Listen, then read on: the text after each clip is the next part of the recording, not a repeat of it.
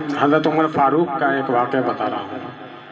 हज़रत उमर फारूक अपने एरिया में एक बार टहल रहे थे तो उनको एक बूढ़ा आदमी रोता हुआ नज़र आया और वो दारो कतार रो रहा था। उससे उन्होंने पूछा कि क्यों भाई, तुम क्यों रो रहे हो?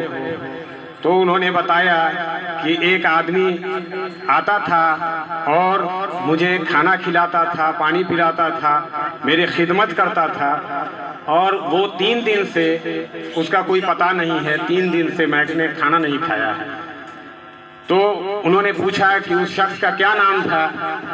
तो उन्होंने बताया कि जब मैं नाम पूछता था तो वो शख्स नाम नहीं बताता था और बताता था कि मैं अल्लाह का बंदा हूँ और अल्लाह के बंदों के काम आता हूँ।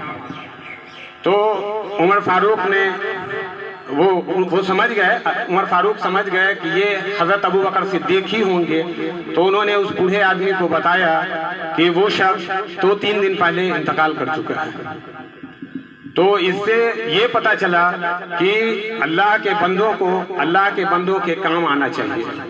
शुक्रिया।